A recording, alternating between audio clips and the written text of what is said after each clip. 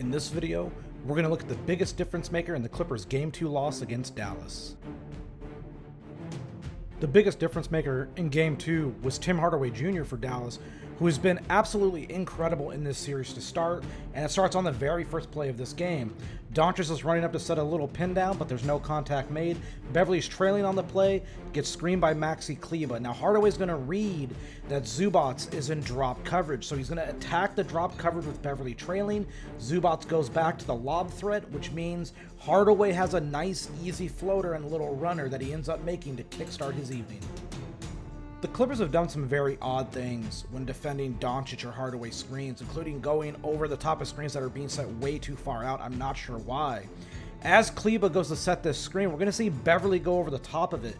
Once again, I'm not sure why. This is a poor decision because Zubac is in drop coverage, and the reason Zubac is in drop coverage here is because George is top blocking Doncic. You have to be to protect the paint on a slot cut by Doncic. Hardaway's able to pull up free and easy into three, and he bangs this one home. This is just a poor play. As Hardaway goes to drive, we're going to notice that Zubac is up high defending Porzingis, and Leonard's up top waiting for Finney-Smith, which means that George is the lone defender on the perimeter here and the only guy that can prevent Hardaway from getting down low on a drive. Hardaway beats him to the paint, throws up this layup, and he ends up making it. This is such a peculiar play for the Clippers because it starts off so well defensively. Paul George knifes through the gap. This is a great job to deny the handoff to Hardaway by Brunson. Dallas goes into their secondary action. Brunson's going to set a little screen that George is telling Jackson to switch off of. So now they're switched. Now we got Jackson on Hardaway, which is still okay to some degree. Kleber sets a screen against Jackson that Jackson's going to get through.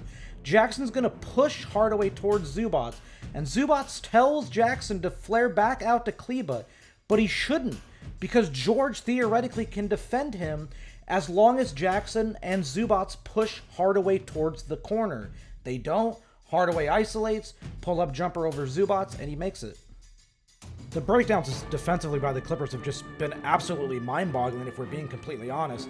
High screen being set by Cauley-Stein, which is going to allow Batum to string Doncic out with a hard trap and a blitz. By doing this, as Hardaway Jr. pops, Kawhi Leonard is informing that Rondo or Batum have to be the guys to switch out onto Hardaway, preferably Rondo. He's the closest guy. He needs to get out there. He doesn't. This is a late contest by Kawhi Leonard. It's not a high percentage shot for Tim Hardaway Jr., but he's rolling, so of course he makes it. You really have to stay disciplined against this Dallas Mavericks team, and you cannot get caught ball watching Luka Doncic. Here, Doncic picks up his dribble. He's in the middle of the paint. Kawhi Leonard's defending him. Just stay with your man.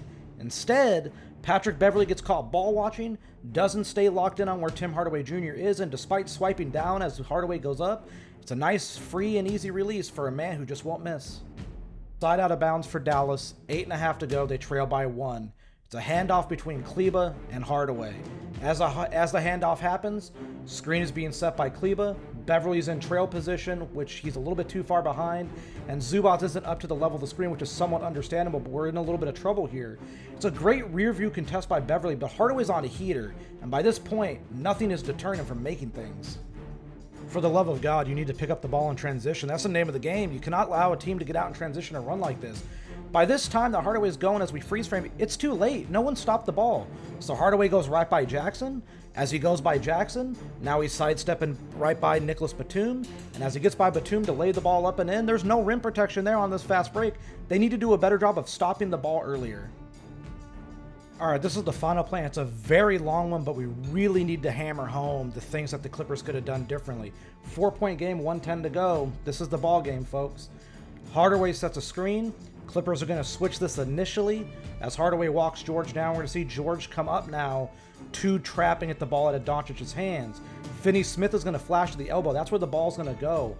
Man is trailing Finney-Smith at the nail, which is going to leave the corner shooter Kleber open, which puts Reggie Jackson into an interesting predicament at the elbow because now Hardaway Jr. is going to be open and he's a guy that George has to actually track back to. But that's not the way the play should have actually unfolded. That's asking Paul George to get stretched out way too much. This is what should have happened. When Finney-Smith flashes to the nail and Terrence Mann still follows him over in defense. The next thing should be Reggie Jackson should just stay anchored at the elbow. You don't need to go to the shooter in the corner when the ball goes to Finney-Smith, because that leaves Hardaway open, which Jackson should have had ample time to close back out to. So as it goes, ball goes to the nail, Jackson closes out too far to the corner shooter. Guess who's open? Tim Hardaway Jr. Up by 4, now they're up by 7 after he makes this. The game is done and dusted, and the Clippers are now down 2-0 in a series with both games on their home floor already having happened.